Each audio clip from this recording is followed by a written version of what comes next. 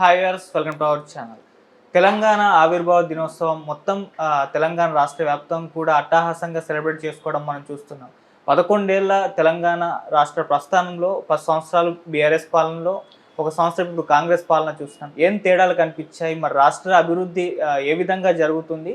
So entire Telangana ప్రస్థానంలో జరిగిన మార్పులు, విశేషాల గురించి మాట్లాడడానికి మనతో పాటు సీనియర్ జర్నలిస్ట్ టీవీకే శాస్త్రి గారు ఉన్నారు.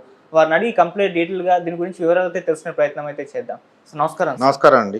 సార్, ఇవాళ తెలంగాణ ఆవిర్భావ దినోత్సవం 11 సంవత్సరాలు అవుతుంది. సో 10 సంవత్సరాలు ఆల్రెడీ బీఆర్ఎస్ పాలన చూస్తాం, ఇప్పుడు 1 ఇయర్ కాంగ్రెస్ పాలన కూడా చూస్తున్నాం. మరి ఏం తేడాలు కనిపించాయి సార్? తేడా అంటే పెద్దగా ఏం లేదండి.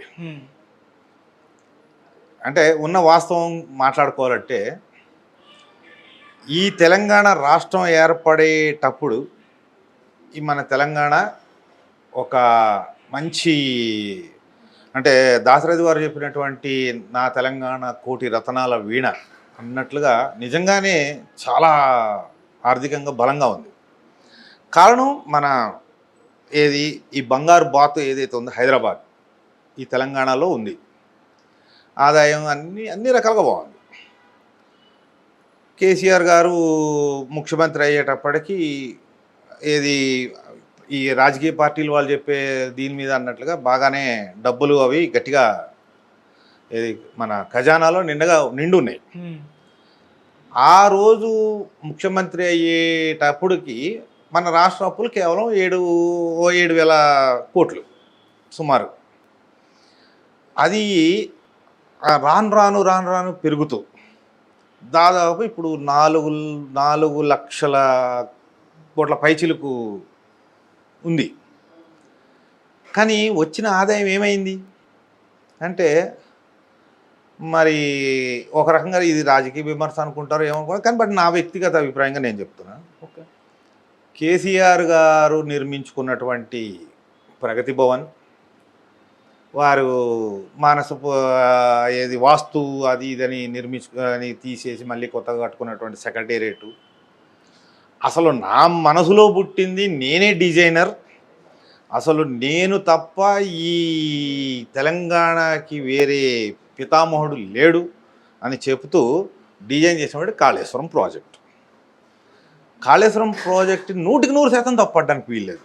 ఎందుకంటే ఉత్తర తెలంగాణలో చాలా ప్రాంతానికి ఈ కాళేశ్వరం ద్వారా నీళ్లు ఇవ్వడం అనేది మంచిదే, కానీ అది నిర్మించాల్సినటువంటి ప్లేస్లో నిర్మించలేదు. దానివల్ల కొంత నష్టం జరిగింది. దీనిని మళ్ళీ ఇప్పుడు ఎలా పూడ్చాలి, దీని మీద ఈ గొడవ అంతా తీసుకుంటే మనకి ఇప్పుడు ఏమిటి, రేపు 4వ తారీఖు కేసీఆర్ గారు విచారణకి వెళ్ళాల్సిన స్థితికి తీసుకొచ్చారు. కానీ వాస్తవం ఏంటి అంటే, మనం చెప్పుకోవడానికి అభివృద్ధి అక్కడ ఒక కాళేశ్వరం ఒకటి కనబడుతుంది. ఆ కాళేశ్వరం కూడా కూలిపోయిన కాళేశ్వరం అని ఒక పేరు పెట్టారు. కేసీఆర్ ఇలా చేశాడు అలా చేశాడని నానా గోల చేసి, నానా యాగి చేసి, అసలు కోటి రత్నాలు ఉన్నాయి తిజోరీలో, నేను అనుకున్న సాధించగలను అనుకొని ఎంతో ఆశతో గద్దెకెక్కినటువంటి రేవంత్ రెడ్డి గారు తలుపు తీయగానే దాంట్లో కనీసం చిరిగిపోయిన నోటు కూడా లేదని ఆయన కింద పడి ఇప్పుడు రోడ్ల మీదకి వచ్చి, బాబో ఏమీ లేవు, డబ్బులే లేవు అని. అసలు అప్పులు లేని రాష్ట్రం, అత్యంత ఎక్కువ ఆదాయం ఉన్నటువంటి ఈ రాష్ట్రం, ధనిక రాష్ట్రం అని స్వయంగా కేసీఆర్ ప్రకటించినటువంటి ఈ రాష్ట్రం, నిధులు నీళ్లు నియామకాలు అన్నారు. అసలు ఈ 3 ఆయన 10 సంవత్సరాల్లో ఏ ఒక్కనాడు దాన్ని పూర్తి చేయలేదు. ఈ బంధు ఆ బంధు అంటే, ఇప్పుడు ఈ రాజకీయ నాయకులు విమర్శించే దీంట్లో కానీ మనం వెళితే, ఏ బంధురా అంటే ఆయన సొంత బంధువులకే ఇచ్చాడు అనేది ఒక మాట వస్తుంది. ఇది మళ్ళీ ఇప్పుడు అందరూ తిట్టేటట్లుగా ఆ నలుగురు, మరి ఏం జరిగింది ప్రజలకి, ఏం జరిగింది అంటే గుండు సున్నా. ఇప్పుడు రేవంత్ రెడ్డి గారు చేద్దాం, నేను చేస్తా, అంటే నిజంగా ఖర్చు లేని ఒక పథకంగా ఏది ఆడవాళ్ళకి బస్సులు మహాలక్ష్మి దీంట్లో పథకంగా బస్సు ఫ్రీ ఇచ్చేశాడు, ఎక్కండి వెళ్ళిపోమన్నాడు. ఈ రేషన్ కార్డులు అవి ఇవి అన్నాడు. కానీ నిజంగా చెప్పాలంటే రేషన్ కార్డులు పెట్టుకున్నటువంటి 100% మందికి కూడా రాలేదు. ఇంకా ఏదో చెప్తున్నారు. అంటే అసలు జరుగుతున్నది ఏమీ లేదండి. జరుగుతోంది. అంటే ఒక రకంగా మన గౌరవనీయులైనటువంటి రేవంత్ రెడ్డి గారు కూడా అరచేతిలో వైకుంఠమే చూపించాడు. కేసీఆర్ గారు రకంగా ఏది టోటల్ వైకుంఠమే చూపించాడు. కానీ ఆయన మనసులో ఏంటంటే నేను నా సీనియర్ దీని మీద కేసీఆర్ ఒక మామూలు అంటే మంత్రిగా ఉన్న దీని దగ్గర నుంచి కూడా నేను కేసీఆర్తో నేను చాలా ఇదిగానే చూశాను. ఓకే, తనకి కావలసినటువంటి పదవి ఇవ్వలేదు అనే ఒక్క మెయిన్ రీజన్తో తెలంగాణ ఉద్యమం మొదలుపెట్టాడు. కానీ కేసీఆర్కు ఉన్నటువంటి ఒక గొప్ప ఇదేంటంటే ఎంతటి వాడినైనా సరే ఆకర్షించి వాడి బాటలో నడిపించుకోగలరు. కేసీఆర్ ఆ రకంగా నడిపించాడు. ఇందులో అన్ని వర్గాలని కవర్ చేసుకున్నాడు.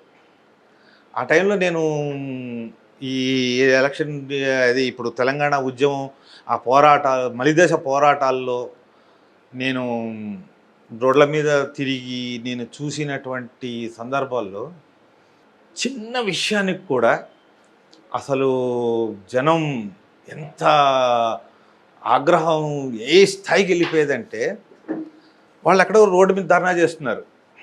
వాళ్ళు ఆపండి బండి అంటే మనం ఆపపోతే అది భార్యాభర్తవా లేకపోతే ఆడ మగ ఈ తేడా లేకుండా కొట్టాడు. అంటే వాళ్ళు అంటే ఆ స్థాయిలో వాళ్ళు కేసీఆర్ మాటలతో వాళ్ళు వెళ్ళిపోతే చాలామంది ఇప్పుడు శ్రీకాంతాచార్య అని ఇంకోళ్ళు వీళ్ళంతా సూసైడ్ చేసుకుని ఇదంతా కూడా కేసీఆర్ మాటల ప్రభావంలోనే. కానీ వాళ్ళ కుటుంబాలకు ఏం జరిగింది? ఈరోజు మలిదశ తెలంగాణ పోరాట ఉద్యమకారుల సంఘం అని ఒకటి ఉంది. వాళ్ళు అసలు మాకు ఏదో ఒకటి ఇవ్వరా అని అడిగే స్థితికి తీసుకొచ్చారు. మాకు ఏదో ఒకటి ఇవ్వరా బాబు అనే స్థితికి వచ్చిన దగ్గర అసలు వాళ్ళు పట్టించుకోలేదు. సరే, అవన్నీ రాజకీయ పరంగా పక్కకి చూసుకుంటే అసలు రాష్ట్రంలో జరిగిన అభివృద్ధి ఏముంది? కానీ ఒక జర్నలిస్ట్గా నాకు ఒక చిన్న ఇదేంటంటే కేసీఆర్ మనస్తత్వం కొద్దిగా అలా చూసి దీంట్లోని ఆయనకి నేనే ఆఖరి నిజాం తర్వాత నేనే అనే ఓ ఫీలింగు. ఆ తర్వాత ఆయనకి అంటే నాకు అనిపించేది ఎంతసేపు ఈ అమెరికా దీంతో పోల్చుకొని వైట్ హౌస్ లాగా నా పార్టీ ఆఫీస్ ఉండాలి, వైట్ హౌస్ లాగా నా ఇల్లు ఇట్లాంటి ఈ ఫీలింగ్లో ఉండే అవన్నీ కట్టుకున్నాడా అంటే కట్టుకున్నాడు. ఎందుకంటే ఇక నేనే ఈ తెలంగాణలో నా ఆఖరి శ్వాస పోయేంతవరకు నేనే ముఖ్యం, నేనే నాయకుడిని, నన్నే దేవుళ్ళ అనే ఎప్పుడైతే మనస్తత్వంతో ఆయన వెళ్ళాడో ఆయన గాజు గదిలో కూర్చున్నాడు. గాజు గదిలో కూర్చున్న జనానికి దూరం అయ్యాడు. ఆ దూరం అయింది ఏ స్థాయికి వచ్చింది అంటే ఇప్పుడు ఫామ్ హౌస్లో కూర్చునే స్థాయికి వచ్చింది. కానీ నువ్వేం చేసావు అని ఇప్పుడు ప్రశ్నిస్తే అసలు తెలంగాణలో జరిగినంత అభివృద్ధి ఇక ఏ రాష్ట్రంలో జరగలేదని బీఆర్ఎస్ వాళ్ళు అంటారు. అసలు ఏమీ జరగలేదని కాంగ్రెస్ వాళ్ళు అంటారు. లెక్కలు చూస్తే పెద్ద గుండు సున్నా. ఈ గుండు సున్నాను పట్టుకొని నేను జీతాలు ఇవ్వలేకపోతున్నాను బాబు అంటాడు, నేను అల్లది ఇవ్వలేకపోయానని అంటాడు, నేను ఇంకోటి చేయలేకపోయాను అంటాడు. రేవంత్ రెడ్డి పెడుతున్న గగ్గోల్లో నిజంగా కానీ మనం అంటే వాస్తవంలో వెళ్ళి చూస్తే నిజం. కారణం డబ్బులు లేదు, వచ్చిన వల్ల అప్పులు కట్టడానికి సరిపోతుంది. ఆ టైంలో ఇంకోటి రేవంత్ రెడ్డి ఏదైనా సరే కింద మీద పడి ఈ అప్పులు తీర్చుకుందుకైనా సరే మోడీ ప్రభుత్వం దగ్గరికి వెళ్ళి కాళ్ళ మీద పడి కేంద్ర ప్రభుత్వం నుంచి బాబు డబ్బులు ఇవ్వడు. కానీ కేసీఆర్ ఏనాడు కూడా కేంద్రం దగ్గరికి వెళ్ళాలి. నాకు ఇంకా ఒకానొక సందర్భంలో ఒక బాధ అనిపించింది ఏంటంటే, ఒక ముఖ్యమంత్రి స్థాయి వ్యక్తి కేవలం రాష్ట్ర అవతరణ ఆగస్టు 15 నాడు మాత్రమే అధికారిక కార్యక్రమంలో దేశపు జెండా ఎగరేసాడు. కానీ ఇంకా ఏనాడు కూడా భారతదేశం జెండాను కూడా ముట్టుకోలేదు. దాన్ని మనం అంగీకరించాలా? అంగీకరించాలి. ఎందుకంటే కళ్ళ ముందు కనబడ్డ నిజం. కానీ ఎవరికి లాభం చేకూర్చాడు? ఎవ్వరు లేరు. ఈ 11 ఏళ్ళ పుట్టిన పిల్లోడేమో బంగారు చెంచాలో ఏది దాని ఒక మన పెద్దవాళ్ళు చెప్పేవారు, పుట్టినవాడేమో వాడు బంగారు తివాచీల మీదే నడిచాడు, బంగారం రేకుల మీద నడిచాడు, బంగారం అంతా బంగారమయంలో వాడు వజ్ర వైడూర్యాల మధ్యలో ఉన్నవాడని చెప్పారు. ఆ రకంగా తెలంగాణ అనేది ఆ రకంగా వచ్చింది. లాస్ట్కు ఇక్కడికి ఇప్పుడు మన దగ్గర ఇప్పుడు వచ్చేటప్పటికి ఏమైంది? మా తాతల నేతులు తాగారు, మా మూతులు వాసన చూడండి అనే దగ్గరలో ఇప్పుడు ఖాళీ. 11 ఏళ్ళగా సాధించింది ఏంటి? డబ్బులు లేవు. దీని అభివృద్ధి అనాలా? లేకపోతే దిగజారేమన్నారా? అభివృద్ధి అనేటప్పటికి ఏంటి? ఉన్నదాన్ని పెంచుకోవాలి అనేది కదా చెప్తారు. కానీ అసలు అది కనబడటం లేదు. ఎవరిని ఇప్పుడు ప్రశ్నించాలి మనం అంటే? కేసీఆర్ ప్రశ్నిస్తే తప్పు. రేవంత్ రెడ్డి అంటాడు, అరే అందరు కలిసి వాడు పట్టుకుని రంటారు నాయన, వాడు ఏం చేశాడు, డబ్బులు లెక్క అడగను అంటే అసలు నేను ఎవడికి చెప్పాల్సిన అవసరం లేదు, ఆయన నేను మోనార్క్ని అంటాడు ఆయన. ఈ మోనార్కిజంని నుంచి మనం ఏం సాధించాలి? కాబట్టి బడుగు బలహీన వర్గాలకు లాభం చేశాడా? లేదు. విద్యార్థులకు చేశాడా? లేదు. పోనీ తెలంగాణలో బాగుపడిన వాళ్ళు ఎవడరా? ఎవడూ లేడు. ఆ రకంగా మనకి ఏంటంటే అభివృద్ధి అనేది 11 ఏళ్ళుగా లేదు సార్ నాకు తెలిసి. కేవలం ఒక రాష్ట్రం ఉంది, ప్రస్తుతం అప్పుల్లో ఉంది. ఇప్పటికైనా కొత్తగా ఏం చేయాలనే దాని మీద ఎవడు సలహాలు ఇస్తాడు? ఇప్పుడు ఉన్న అప్పులన్నీ ఎలా తీర్చాలి అర్జెంటుగా, దానికి లెక్కలేసుకుంటే మనం సంబరాలు చేసుకున్నంత గొప్ప. ఈ 11 ఏళ్ళలో మనం సంబరాలు చేసుకుంటున్నాం, రాష్ట్రం వచ్చింది అనే సంబరం చేసుకుంటున్నాం తప్ప సాధించింది ఏం లేదు నా అభిప్రాయం అయితే. అంటే ఇద్దరు కాంగ్రెస్ పాలన బీఆర్ఎస్ పాలన ఒకే విధంగా ఒకేలా ఉంది. వాస్తవంగా చెప్పాలంటే వీళ్ళు కాంగ్రెస్ పాలన ఒకేలా ఉండడానికి కారణం ఏంటంటే ఇలా డబ్బులు లేవు. డబ్బులు ఉండి ఆయన ఏం చేయలేదు, లేక ఈయన ఏం చేయలేదు. ఈయనకి డబ్బులు వస్తే ఈయన ఏమైనా చేస్తాడా ఏమో, నోరు మనం చూడాలి. బాబు ఇగో నీకు ఎవడైనా డబ్బులు ఇస్తే చెయ్యరా బాబు అంటే, అలాగ తీసుకుంటే మరి ఫార్ములా 1తో మేము కోట్లు సంపాదించేసి రాష్ట్రాన్ని అభివృద్ధి చేసేస్తామని పాపం కష్టపడి కేటీఆర్ ఏదో ఫార్ములా 1 చేశాడు. ఇప్పుడు మిస్ వరల్డ్తో ఇది తీసుకొస్తా అంటే దానికి అడ్వర్టైజ్మెంట్లు తీసుకురావడం అదే దాని స్పాన్సర్స్ని సరిగ్గా తీసుకురావడం చేత కాలేదని ఒక హోడా అధికారిని కూడా బదిలీ చేసాడు రేవంత్ రెడ్డి. ఏది రేపు ఏది మిస్ వరల్డ్ స్టార్ట్ అవుతుంది అంటే ఈరోజు ట్రాన్స్ఫర్ చేశాడు. ఒక రకంగా ఇన్ఛార్జ్ స్పాన్సర్స్ని పట్టుకురావాలి, ఇన్ఛార్జ్నే తీసేసి.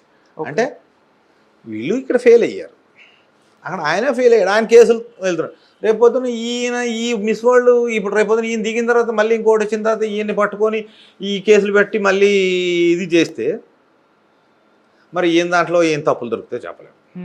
కాబట్టి టోటల్గా తీసుకుంటే 11 ఏళ్ళు పిల్లాడు పెరిగాడు, కానీ వాడు బట్టలు వేసుకొని రాలేదు. సార్ ఇప్పుడు ఇదే హామీలు ఇచ్చింది కాంగ్రెస్ పార్టీ అప్పుడు ఎలక్షన్స్ కంటే ముందు. వాళ్లకు అంటే ఖజానాలో డబ్బులు లేవని చెప్పేసి తెలీదా, హామీలు ఇచ్చేసారని చెప్పేసి ఇటువైపు నుంచి కూడా విమర్శలు అయితే వినిపిస్తుంది. ఎందుకంటే ఇప్పుడు రీసెంట్ గానే చెప్పారు శాలరీలు ఇవ్వలేకపోతున్నాము, మొత్తం కేసీఆర్ గుండు సున్నా పెట్టేసిపోయాడు అని చెప్పేసి విమర్శలు చేశారు. ఈ విషయం మీకు ఎలక్షన్స్ కంటే ముందు తెలీదా అని కూడా క్వశ్చన్ చేస్తున్నారు. అయితే వీళ్ళు ఏమనుకున్నారంటే పాత రత్నాలన్నీ ఉన్నాయనే దీంట్లో వీళ్ళు వెళ్ళిపోయారు. ఏది ఆ కళల్లోనే ఉన్నారు. దాంతో వీళ్ళు కూడా ఒక అంటే ఇక్కడ ఉన్న వాస్తవానికి మించి హామీలు ఇచ్చారు. కేంద్రం నుంచి వచ్చేస్తే లేకపోతే ఇంకోటి ఇక్కడ ఆల్రెడీ మన దగ్గర కోటాను కోట్లు ఉన్నాయి, అదిగో అది ఇచ్చేసాం ఇది చేసాం. అంటే ఎవరు అంటే కేసీఆర్ ప్రభుత్వం ఆ మంత్రులు వాళ్ళు ప్రకటించిన దాని మీద వీళ్ళు కూడా ఒక తప్పుడు లెక్కలు వేసేసుకున్నారు. కానీ వాస్తవం వచ్చేటప్పటికి అది ఎలా ఉందంటే అదేదో మన మాయల్ ఫకీరు ప్రాణం 7 సముద్రాల అవతల ఉన్నటువంటి దీవులు అన్నట్లుగా ఆమె అక్కడ ఉంది అదిగో కొండ మీద ఇది ఉంది అంటే వీళ్ళు నిజంగా నమ్మారు. కానీ నిజంగా వచ్చి లెక్కలు చూసేటప్పటికి వచ్చిందంతా పోయి ఓ పక్కకి అప్పులకే పోతున్నాయి తప్ప అసలు మిగిలింది. మీరు ఆ రకంగా తీసుకుంటే అసలు ఆ కేసీఆర్ టైంలో అసలు జీతాలు ఇవ్వలేదు. ఇంకా ఒక రకంగా ఈ రేవంత్ రెడ్డి వచ్చి జీతాలు ఇస్తున్నాడు అనేది కొంత సంతోషించదగ్గ విషయం. ఆ పెన్షన్లు అవి ఇస్తున్నాడు అనేది ఒక ఇది ఉంది. అంటే కొంత చెప్పుకోదగ్గ కానీ సరి అయినటువంటి అభివృద్ధి అనేది లేదు. కొత్తగా ఏం కట్టారండి? రాష్ట్ర ప్రభుత్వం కొత్తగా ఈ ప్రాజెక్టు పూర్తి చేసింది, దీనివల్ల ఇంత లాభం అని చెప్పడానికి వీళ్ళ దగ్గర ఏముంది? నథింగ్. కాబట్టి అది ఏ డైరెక్షన్లో తీసుకొని వెళ్ళినా సరే రేవంత్ రెడ్డి మోసపోయాడు అనేది మనం ఒక రకంగా మనం చెప్పచ్చు. ఇంకో రకంగా అసలు ఖజానాని ఎందుకు ఖాళీ చేశాడు అనేది రేపు కేసీఆర్ తనంతటా దాన్ని చెప్పాల్సి వస్తుంది. నాకు ఇంకొక చిన్న ఇదేంటంటే రేపు ఏది కాళేశ్వరం కమిషన్ దగ్గర హాజరయిన తర్వాత గౌరవనీయులు కేసీఆర్ గారు ప్రెస్ మీట్ పెట్టి ఎవరిని దుమ్మెత్తిపోస్తాడో అనే దాని మీద నాకు చాలా ఇంట్రెస్ట్గా ఉంది. అభివృద్ధి ఏం అభివృద్ధి చేశాడో చెప్తాడా, లేదా కూతురు పెట్టిన చిచ్చుకి సమాధానం చెప్తాడా?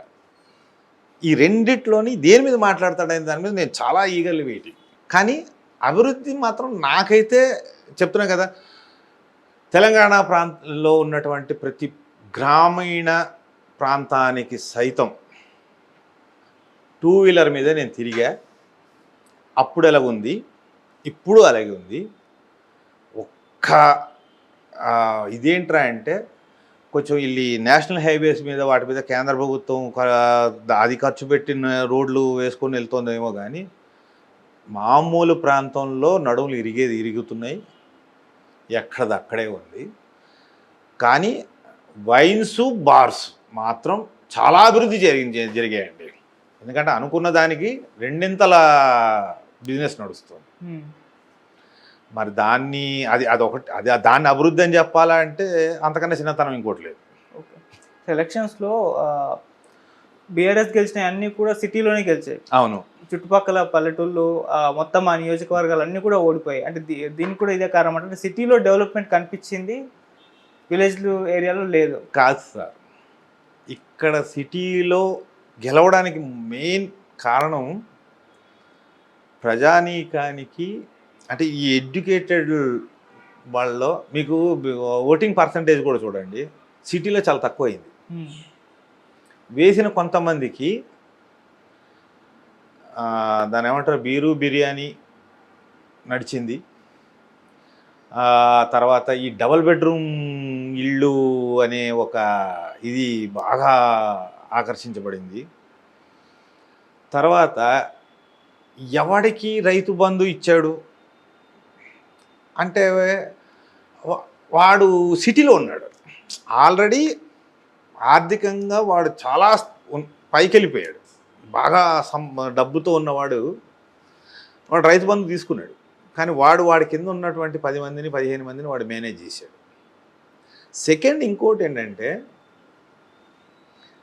హైదరాబాద్ సిటీలో బీఆర్ఎస్ వాళ్ళు గెలిచారు అనడంలో నాకు ఒక బాగా నేను నమ్మేది, అంటే నా అనుభవంతో నేను అనాలిసిస్ చేసుకోగలిగింది ఏంటంటే, మీకు ఇక్కడ బీజేపీ ఉన్నా కూడా సరి అయిన కార్యకర్తలు ఉన్నారు, నాయకులు లేరు. ఆ బీజేపీ ఓట్ అనేది బీఆర్ఎస్కి టర్న్ అయింది. బీజేపీ ఎంపీలు ఎమ్మెల్యేలు గెలిచిన చోట బీఆర్ఎస్ వాళ్ళే డైరెక్ట్గా చెప్పారు, కాంగ్రెస్కి వేయొద్దు, వాడి వల్ల ఉపయోగం లేదు, దాని బదులు బీజేపీకి వేసుకోండి, వాడు రేపు పొద్దున అవసరమైతే మంత్రి అవుతాడు. ఇప్పుడు నేను నా ఇంటి దగ్గర ఒక సర్పంచ్ నేను ఓటేసి బయటకు వస్తూ ఉంటే ఎవరికి వేసావని అడిగాడు. నేను ఫలానా అని నేను పేరు చెప్పాను. ఆడికి ఎందుకు వేసావు, ఆడు గెలిస్తే ఉపయోగం ఏముంది, ఈడికి వేస్తే ఈడు గెలిస్తే ఉపయోగం కదా అంటే, మరి నాకు ముందు నువ్వు చెప్పాలి కదా అంటే, నువ్వు అట్లా వేస్తావు నాకు తెలియదు, లేకపోతే నేను నీకు డబ్బులు కూడా ఇచ్చి ఉండేవాడిని. ఎవడు ఈ సర్పంచ్ అనేవాడు, వీడు బీఆర్ఎస్, ఓకే, ప్లస్ ఆ ప్రాంతం మొత్తానికి ఇన్ఛార్జ్. వాడి పక్కన ఉన్నవాడు ఎవడరా అంటే మళ్ళీ ఒక జాతీయ స్థాయి బీజేపీ నాయకుడు. వీళ్ళిద్దరు నాకు చెప్పారు. ఇప్పుడు ఓట్ ట్రాన్స్ఫర్ ఎక్కడికి అయింది అంటే, సిటీలో ఈ నాయకత్వం సరిగ్గా లేని బీజేపీ తమ ఓటంతా కాంగ్రెస్కి కాకుండా బీఆర్ఎస్కి వెళ్ళేటప్పటికి ఆటోమేటిక్ ఇక్కడ గెలిచారు. మీకు పల్లెటూరులో చూడండి, అంటే మీకు రూరల్ ఏరియా జిల్లా లేదా జిల్లాల్లోకి వెళ్తే కాంగ్రెస్ వాళ్ళు గెలిచిన దగ్గర ప్రజలకి దూరమైనటువంటి నయా నిజాంగా చెప్పుకోదగ్గ కేసీఆర్కి వ్యతిరేకంగా పడ్డ ఓట్లే. ఇప్పటికీ ఆ భావన అలా ఉంది, ఇంకా ఉంది, అంటే మారింది అని అంటున్నారు. అంటే 1.5 year కాంగ్రెస్ పాలన చూసిన తర్వాత మార్పు ఏమైనా వచ్చిందా, అలానే ఉందా? కొంత మార్పు వచ్చింది. ఎందుకు, వీడేదో చేస్తాడంటే ఈడు చేయలేదు. అరే కానీ డబ్బులు ఉన్నాయా లేవో చూడకుండా నొక్కినోడికి నొక్కింది అన్నట్లు దళిత బంధు అని, ఆ బంధు అని, ఈ బంధు అని, ఏది కనబడ్డ వల్ల పేరుతో డబ్బులు ఇచ్చిన కేసీఆర్ డబ్బులు లేవని చెప్తున్నటువంటి రేవంత్ రెడ్డి మీద కన్నా కేసీఆర్ మంచోడు అనే ఒక ఇది ఉంది. ఎందుకంటే ఇప్పుడు డబ్బులు ఉంటే కదా ఎవడని చేయగలడు. వీడి దగ్గర డబ్బులే లేనప్పుడు ఏం చేస్తాడు? ఇప్పుడు ఆ 10 రూపాయలు నేను 10 రూపాయలు వేసా అని చెప్పాడు, కానీ 10 రూపాయలు ఎప్పుడు వేసాడు? ఈరోజు నొక్కాడు, కానీ మీ దగ్గరికి రేపు వచ్చిందా ఎల్లుండి వచ్చిందా అది కాదు కదా కావాల్సింది. కానీ ఫోన్లో మెసేజ్ వచ్చింది 10 రూపాయలు వచ్చినట్టు. దాంతో కొద్దిగా ఇది ఉంది. ఇది ఇస్తానన్నది ఇవ్వట్లేదు. ఓకే, ఇది రైతు బంధు ఇస్తా అన్నాడు, ఇవ్వలేదు. రుణమాఫీ చేశాను అన్నాడు, సుమారు 22,000 కోట్లు రుణమాఫీ చేసి అన్నాడు. ఇప్పుడు మీరు గ్యారంటీగా మీరు గ్రామీణ ప్రాంతాల్లో మీరు వెళ్ళి చూడండి, దాదాపుగా ఒక 20 నుంచి 30% మేము అర్హులం కానీ మాకు ఇవ్వలేదు. ఇచ్చింది ఎవడంటే కాంగ్రెస్ వాళ్ళకి ఇచ్చారనే ఒక విమర్శ చేస్తారు. ఓకే, అది ఎంతవరకు అంటే కొంతమంది అది కాంగ్రెస్ వాడా ఇంకోడా అనేది పక్కన పెట్టినా వాడు కాంగ్రెస్ అనే చెప్తారు. ఇంకా డబ్బులు వచ్చినవాడు కాంగ్రెస్ అంటారు, రానివాడు ఆటోమేటిక్గా బీఆర్ఎస్ అంటారు.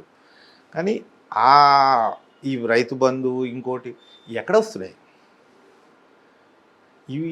ఎక్కడ మీకు డబ్బులు అనేది ఒక రకంగా చెప్పాలంటే ప్రజలకి డబ్బులు అనేది అందటం లేదు సార్, ఏ బేస్లో తీసుకున్నా. ఆ రాని సందర్భంలో బై నేచురల్గా చేసుకుంటే వాడు వీడికన్నా వాడే నయం. ఇప్పుడు నేను మీ దగ్గరకు వస్తా, మీరు నన్ను పలకరించిన దీన్ని బట్టి అబ్బాయి ఈయనకన్నా ఆయన పలకరించాడండి అంటే నేను మీరు నాతో ఎన్ని మాటలు మాట్లాడుతున్నా నేను మీకన్నా పక్కన ఎక్కువ మాట్లాడడానికి నేను ఉత్సాహం చూపిస్తాను. సేమ్ థింగ్ అంటే మానవ నైజం తీసుకోవాల్సి వస్తుంది అక్కడ. ఓకే. అది. సో బంగారు తెలంగాణ అన్న నినాదంతో మొదలు పెట్టారు. ఇప్పుడు 11 సంవత్సరాలు అయినా కూడా బంగారు తెలంగాణ రాలేదు అనుకోవచ్చా? 100% బంగారు తెలంగాణ కాస్త బిచ్చమెత్తుకునే తెలంగాణగా మారింది. ఈ విషయాన్ని నేను నిర్దాక్షిణ్యంగా నేను చెప్పగలుగుతాను. ఓకే. వజ్రాలు పోయాయి, కేవలం రాళ్ళు మిగిలాయి. ఈ రాళ్ళు ఏ రాళ్ళు అంటే ఇక వాళ్ళు కొట్టుకున్నాక అది ఏది కంకర రాళ్ళ లేకపోతే ఏది దాన్ని ఏమంటారు ఈ శిలాఫలకాలు పగిలిపోయే రాళ్ళ అనేది చెప్పుకోవాలి తప్ప మీ కొత్తగా ఏమీ లేవు. ఓకే. అది ఎక్కడ మార్పు రావాలంటారు? ఇక ఎక్కడ మార్పు రావాలి అంటే ఇక ప్రజలని ఇప్పుడు ఎంతవరకు అవేర్నెస్లో తీసుకొచ్చుకొని అసలు వాస్తవం అని చెప్పి ఇప్పుడు ఈ రాష్ట్ర కేంద్రం నుంచి రావాల్సినటువంటి నిధులు తెచ్చుకోవడం కోసం ఒక రకంగా రేవంత్ రెడ్డి తిప్పలు పడుతున్న మాట అయితే వాస్తవమే. కానీ ఎంతవరకు మోడీ ఇస్తాడు? నేను ఇచ్చా అని వాళ్ళేవో లెక్కలు చెప్తారు, వీళ్ళు రాలేదంటారు. కానీ ఇప్పుడు ఇది అన్నిటినీ కూడా ఏంటంటే ఇప్పుడు ఈ ఇప్పుడు వాళ్ళ ఆ వర్గ ఇటు అంటే కేంద్ర ప్రభుత్వ వాదనకి ఇటు రాష్ట్ర ప్రభుత్వ వాదనకి మధ్యలో ఉన్నటువంటి ఈ మేధావులు అందరూ కూర్చొని దీన్ని వాస్తవాలు బయటపెట్టి ప్రజలకు తెలియజేస్తే తప్ప ఉన్న నిజం అనేది బయటికి రావట్లేదు. ఓకే. ఆ నిజం బయటికి రావడం కోసం మనం ఎంతవరకు ప్రయత్నం చేయగలం అంటే రకరకాల మార్గాల్లో చేయాలి.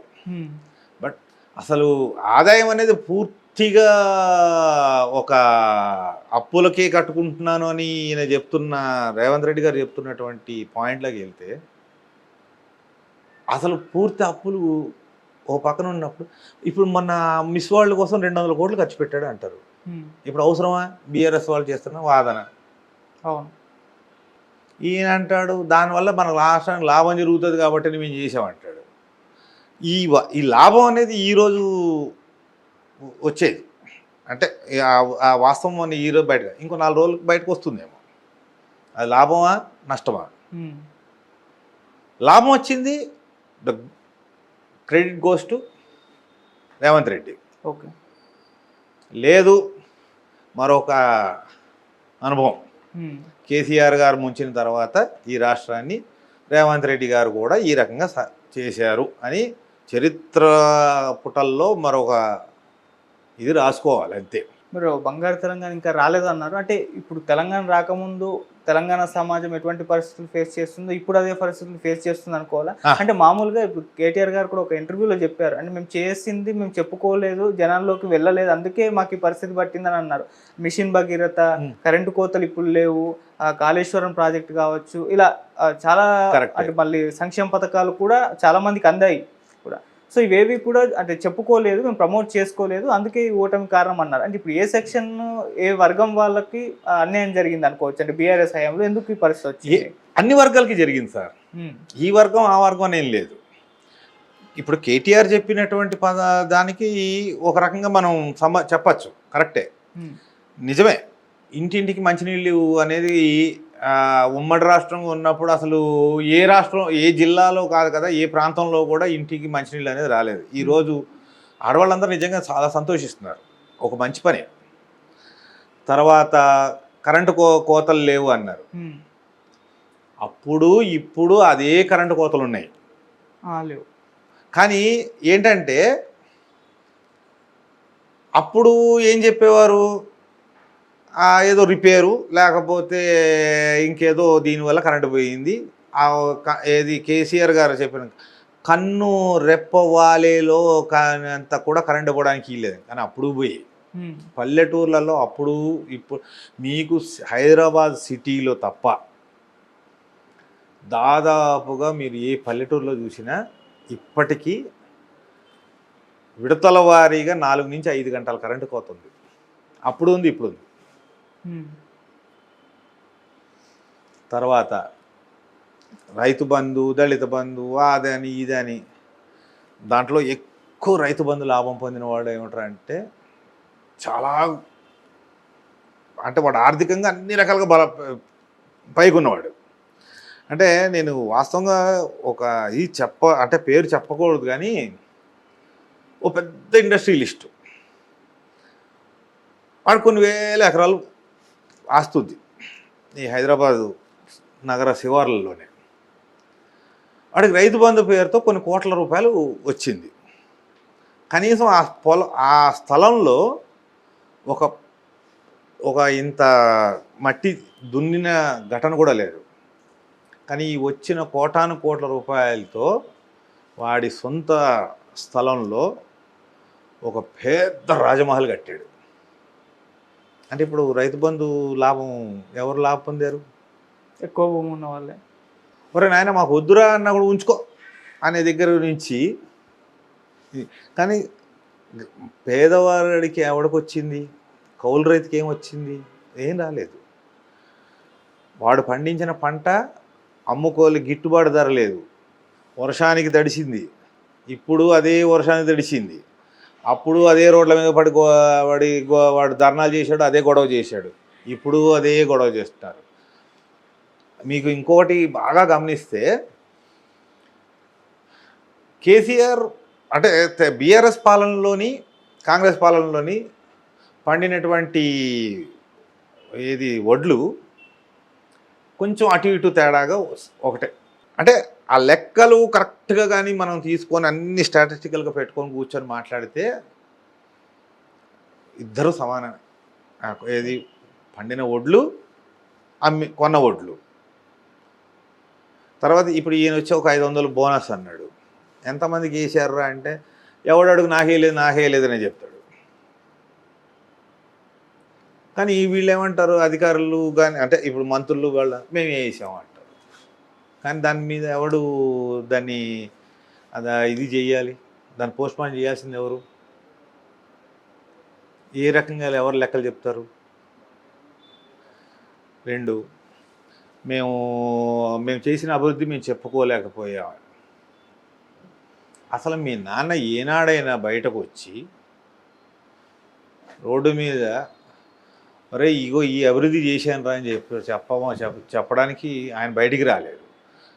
అసెంబ్లీకి వచ్చాడు, మోడీని తిట్ట, లేకపోతే కాంగ్రెస్ తిట్ట, ఇంకోటి తిట్ట, ఈ బూతు పురాణానికి సరిపోయింది సమయం అంతా. నిజమే, ఒక ముఖ్యమంత్రిగా చెప్పాల్సిన బాధ్యత ఆయన మీద ఉన్నప్పుడు ఆయన ఎందుకు చెప్పలేదు? మీ పార్టీగా మేము చెప్పుకోలేకపోయాం, ఓడిపోయాం అంటారు.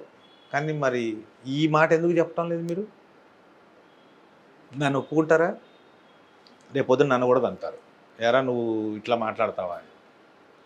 కాబట్టి ఈ విషయం ఎక్కడికి వెళ్తుంది అంటే ఎక్కడ వేసిన గొంగళ అక్కడ. ఓకే, 11 ఏళ్ల పిల్లాడు మాత్రం పరిగెడుతున్నాడు. 12వ సంవత్సరంలోకి అడుగు పెట్టాడు. ఇప్పటికైనా ఈ 12వ సంవత్సరంలో ఈ పిల్లాడు ఏం చేస్తాడు అనేది ఇక మనందరం ఎదురు చూడాలి.